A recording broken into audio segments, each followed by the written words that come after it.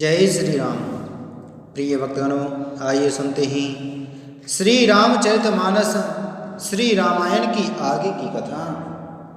आप सभी भक्तजन इस कथा को श्रद्धा पूर्वक मन लगाकर भगवान श्री राम का ध्यान करते हुए सुने। भगवान श्री राम आप सभी की मनोकामना पूर्ण करेंगे और आप सभी के कष्टों को हर लेंगे। आइए शुरू करते हैं श्री रामचरितमानस श्री रामायण की कथा। बोलो श्री रामचंद्र भगवान की जय। श्री राम जय राम जय जय राम। श्री राम जय जय राम। राय राम राखन हित लागी, बहुत उपाय किए छल त्यागी। लखी राम रुख रहते न जाने, धर्म धुरंधर धीर सयाने। राजा ने इस प्रकार श्री रामचंद्र जी को रखने के लिए छल छोड़कर बहुत से उपाय किए, पर जब उन्होंने धर्म धुरंधर धीर और बुद्धिमान श्री राम जी का रुख देख लिया और वे रहते हुए ना जान पड़े, तब नृपसिय लाई और लीनी। अति हित बहुत भांति सिख दीनी। कहे वन के दुख दुसह सुनाए, सास ससुर पितु सुख समझाए। तब राजा ने सीता जी को हृदय से लगा लिया और बड़े प्रेम से बहुत प्रकार की शिक्षा दी। बन के दुसह दुख कहकर सुनाए, फिर सास ससुर तथा पिता के पास रहने के सुखों को समझाया। सिय मनु राम चरण अनुरागा, धरु न सुगमु बनु विषमु न लागा। और सबहि सिय समुझाई, कही कही विपिन विपति अधिकाई। परंतु सीता जी का मन श्री रामचंद्र जी के चरणों में अनुरक्त था, इसलिए उन्हें घर अच्छा नहीं लगा और वन न भयानक लगा। फिर और सब लोगों ने भी वन में विपत्तियों की अधिकता बता कर सीता जी को समझाया। सचिव नारी गुर नारी सयानी, सहित स्नेह कहे मृदुबानी। तुम कहूँ तो ना दीन बनवासु, करहूँ जो कहीं ससुर गुर सासु। मंत्री सुमंत्र जी की पत्नी और गुरु वशिष्ठ जी की स्त्री अरुंधति जी तथा और भी चतुर स्त्रियां स्नेह के साथ कोमल वाणी से कहती हैं कि तुमको तो राजा ने वनवास दिया नहीं है, इसलिए जो ससुर गुरु और सास कहे तुम तो वही करो। सिख शीतल हित मधुर मृदु, सुन सीतई न सुहानी। शरद चंद चंदनी लगते, जनु चकई अकुलान। सियापति राम जय जय राम, मेरे प्रभु राम राजा राम। मंगल भवने अमंगल हारी, द्रवहु सुदशरथे अजर बिहारी। यह शीतल हितकारी मधुर और कोमल सीख सुनने पर सीता जी को अच्छी नहीं लगी। वे इस प्रकार व्याकुल हो गईं, मानो शरद ऋतु के चंद्रमा की चांदनी लगते ही चकई व्याकुल हो उठती हो। सिय सकुच बसे उतरु न देई, सो सोनी तम की उठी के। मुनि पट भूषण भाजन आ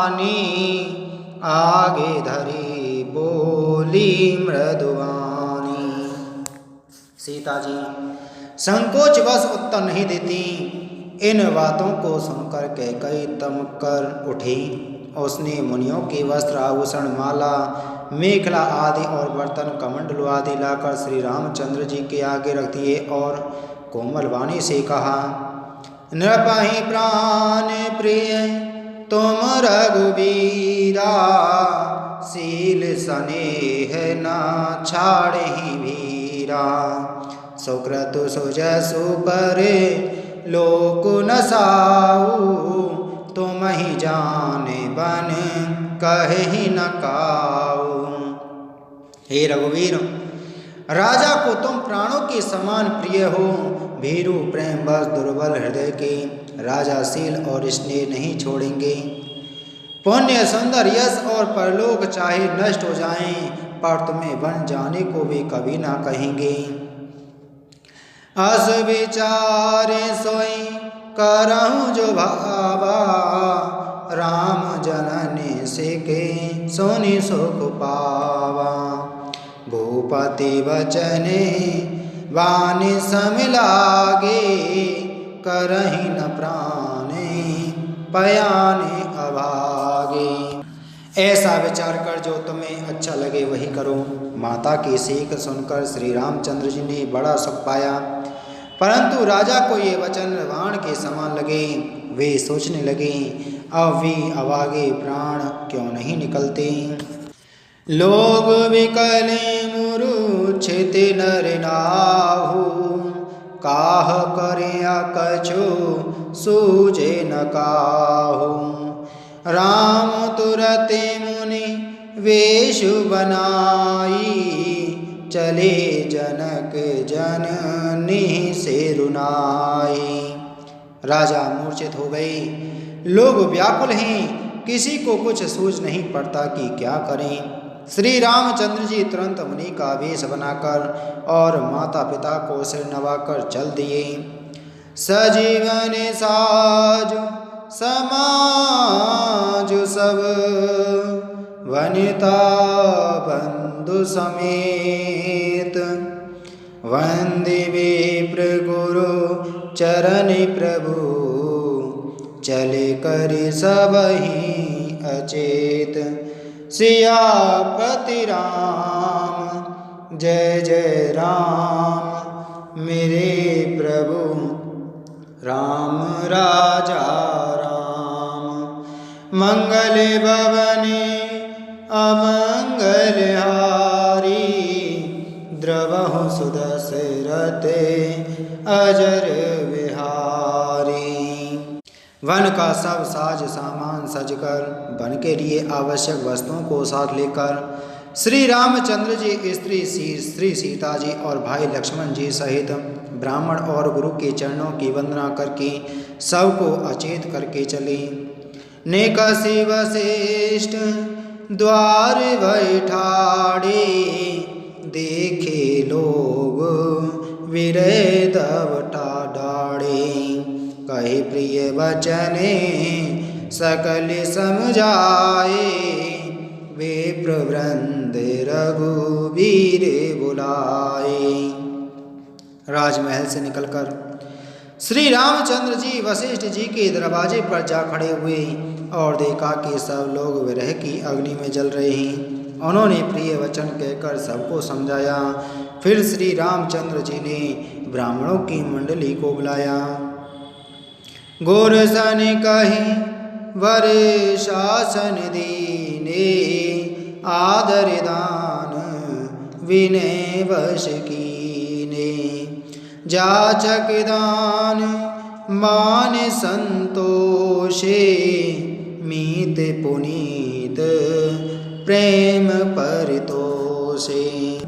गुरु जी से कहकर उन सबको वर्षासन वर्ष भर का भोजन दिए और आदर दान तथा विनय से उन्हें वश में कर लिया। फिर याचकों को दान और मान देकर संतुष्ट किया तथा मित्रों को पवित्र प्रेम से प्रसन्न किया। दासी दास बुलाई बहोरी, गुरहि सौंपे बोले कर जोरी। सबके सारे सवारे गोसाई, करवे जनक जननी की नाई। फिर दास दासियों को बुलाकर उन्हें गुरु जी को सौंप कर हाथ जोड़कर बोले, हे गोसाई, इन सब की माता पिता के समान सार संभार देख रेख करते रहिएगा। वार ही वार जोरी जुग पानी, कहते राम सब सन मृदुवानी। सोई सब भांति मोरे हितकारी, जहीं दे रहे वो आले सुखारी।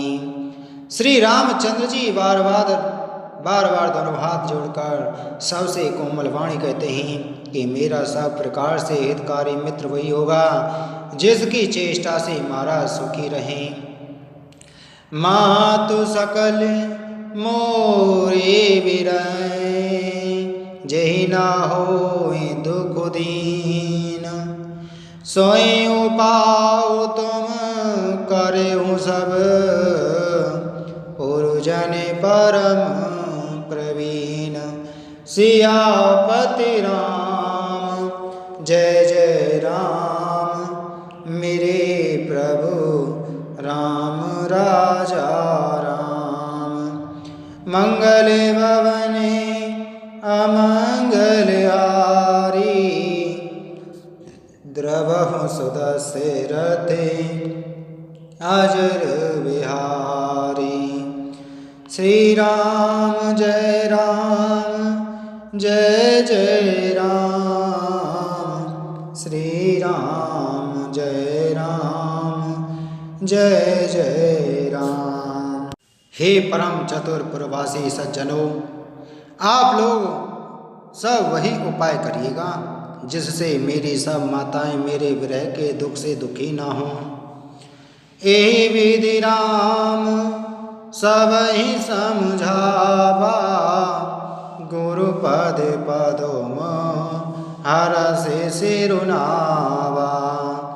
गणपति गौर गिरीश मनाई, चले आशीष पाई रघुराई। इस प्रकार श्री राम जी ने सबको समझाया और हर्षित होकर गुरु जी के चरण कमलों में सिर नवाया।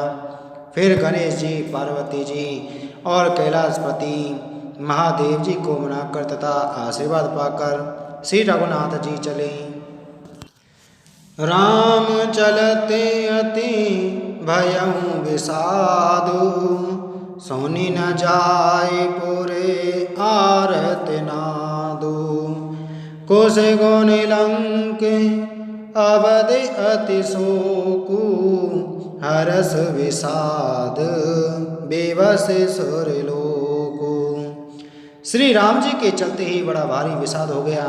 नगर का आर्तनाद हाहाकार सुना नहीं जाता। लंका में बुरे शकुन होने लगे। अयोध्या में अत्यंत शोक छा गया और देवलोक में सब हर्ष और विषाद दोनों के वश में हो गई। हर्ष इस बात का था कि अब राक्षसों का नाश होगा और विषाद अयोध्या वासियों के शोक के कारण था। गई मूर्छा तब भूपति जागे, बोले सुमंत्रु कहने अस लागे।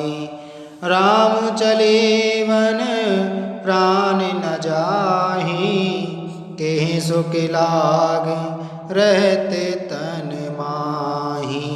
मूर्छा दूर हुई। तब राजा जागे और सुमंत्र को बुलाकर ऐसा कहने लगे, श्री राम वन को चले गए पर मेरे प्राण नहीं जा रहे। ना जाने ये किस सुख के लिए शरीर में टिक रहे हैं। एहि ते कवन व्यथा बलवाना, जो दुख पाए तजहि तनु प्राणा। पुनि धर धीर कई नर नाहु, ले रतु संग सखा तुम जाहु। इससे अधिक बलवती और कौन सी व्यथा होगी जिस दुख को पाकर प्राण शरीर को छोड़ेंगे। फिर धीरज धरकर राजा ने कहा, हे सखा, तुम रथ लेकर श्री राम के साथ जाओ। सोठी सुकुमार कुमार दो, जनक सुता सुकुमारी। रथ चढ़ाए देख राय बनो, फिरे हो गए दिन चार।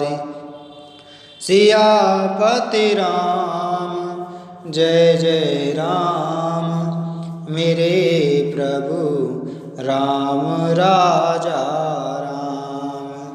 मंगल भवने अमंगल हारी, द्रवहु सुदशरथे अजर बिहारी। अत्यंत सुकुमार दोनों कुमारों को और सुकुमारी जानकी जी को रथ में चढ़ाकर वन दिखलाकर 4 दिनों के बाद लौट आना। जो नहीं विरही धीर दो भाई, सत्य संग दृढ़ व्रत रघुराई। तो तुम विनय करूं कर जोरी, फिरिया प्रभु मिथिलेश किशोरी। यदि धैर्यवान दोनों भाई न लौटें, क्योंकि श्री रघुनाथ जी प्राण के सच्चे और दृढ़ता से नियम का पालन करने वाले हैं, तो तुम हाथ जोड़कर विनती करना कि हे प्रभु जनक कुमारी सीता जी को तो लौटा दीजिए। जब सिय कानन देख डेराई, कहूँ मोरे से के अवसर पाई। सासु ससुरे अस कहूँ संदेशु, पुत्री फिरे अवने बहुत कलेशु। जब सीता वन को देखकर डरें, तब मौका पाकर मेरी यह सीख उनसे कहना कि तुम्हारे सास और ससुर ने ऐसा संदेश कहा है कि हे पुत्री तुम लौट चलो, वन में बहुत कलेश है। पेतु गृह कबहूँ ससुरारी, रहे हूँ जहाँ रुचि होए तुम्हारी। ए विधि करे हूँ उपाय कदम्बा, फिर होई प्राण अविलंबा। कभी पिता के घर कभी ससुराल, जहाँ तुम्हारी इच्छा हो वहीं रहना। इस प्रकार तुम बहुत से उपाय करना। यदि सीताजी लौट आई तो मेरे प्राणों को सहारा हो जाएगा। नाहि तमोरे मरनु परिणामा, कछु न बसाए वही विधिवामा। असी कहीं मूर्छि परामहि राहु, राम लखन सिय आने दिखाऊं। नहीं तो अंत में मेरा मरण ही होगा। विधाता के विपरीत होने पर कुछ बस नहीं चलता। हा राम लक्ष्मण और सीता को लाकर दिखाओ। ऐसा कहकर राजा मूर्छित होकर पृथ्वी पर गिर पड़े। पाई रजाय सुनाय सिरु, रतुवती वेग बनाई। गयौ जावाहिर नगरे, सिय सहित दो भाई। सियापति राम जय जय राम, मेरे प्रभु राम राजा राम। मंगल भवने अमंगल हारी, द्रवहु सुदशरथे अजर बिहारी। सुमंत्र जी राजा की आज्ञा पाकर सिर नवाकर और बहुत जल्दी रथ जुड़वाकर वहाँ गए जहाँ नगर के बाहर सीता जी सहित दोनों भाई थे। प्रिय भक्तों, इसी के साथ में आज की हमारी श्री रामचरितमानस श्री रामायण की कथा संपूर्ण हुई। बोलो श्री रामचंद्र भगवान की जय। बोलो पवन सुत हनुमान की जय।